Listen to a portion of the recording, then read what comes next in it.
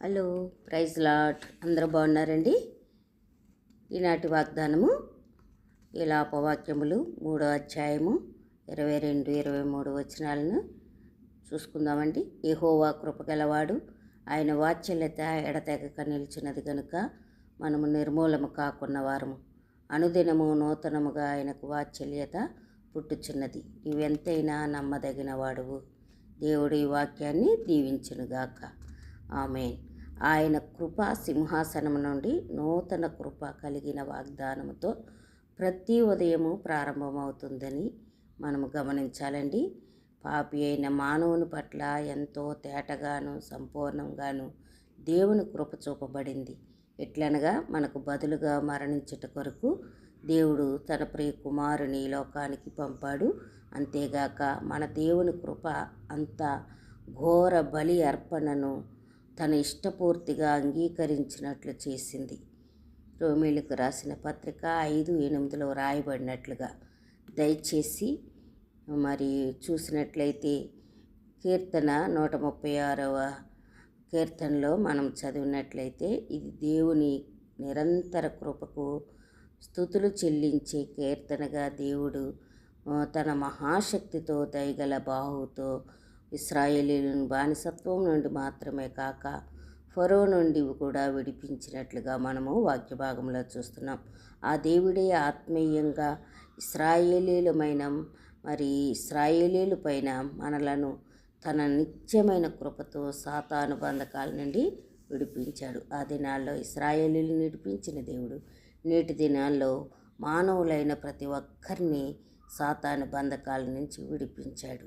అంతేగాక ఆయన మనలను అనేక పరిస్థితుల నుండే కాక శత్రు పన్నాగాల నుండి మనలను కాపాడుచున్నాడు. ఆయన నిరంతరము కృపను చూపెట్టి మన జీవితాంతము ఎడతెక్క ఎలుగెత్తి ఆయనకు స్తుతి కీర్తనలు పాడాలని ఆయన కోరుతున్నాడు. మనకు కరుణా సంపన్నుడైన దేవుడు ఉన్నాడు. ఆయన ఆజ్ఞలను గైకొని వాటి ప్రకారం నడుచుకుని వారందరినీ ఆయన కనికరిస్తాడు. దేవుడు మన పాపాలను క్షమించి మన ఎడల తన కృప చూపాడు. అలాగే మనం కూడా ఒకరి పట్ల ఒకరం కనికరం కలిగి ఉండాలని దేవుడు కోరుచున్నాడు. నిజ క్రైస్తవులకున్న ప్రధాన లక్షణాలలో కనికరం చూపటం అనేది ఒక లక్షణం.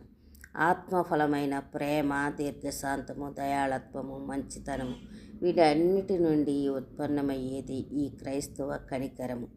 గలతీయులకు రాసిన పత్రిక 5:22 వచనములో రాయబడినది, దేవుడు నేను బలిని కోరను గాని కనికరమునే కోరుచున్నానని హోషేయ గ్రంథము 6:6లో చెబుతూ ఉన్నారు. కనుక పరలోకము నుండి నూతన కృప పొందుచున్న మనం ఇతరుల పట్ల ఆ కృప కనికరాన్ని చూపాలని దేవుడు కోరుతూ ఉన్నాడు.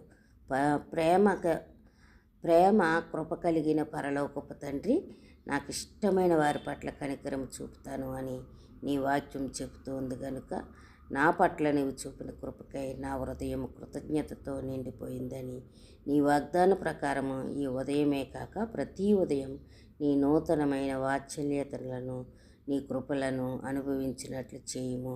ఎందుకంటే నీ కృప నా నుండి పొర్లి క్రీస్తు బిడ్డలపై పారనీయము.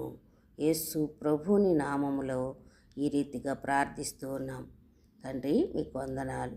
యెహోవా దయాళుడు, ఆయనకు కృతజ్ఞతాస్తుతులు చెల్లించుడి.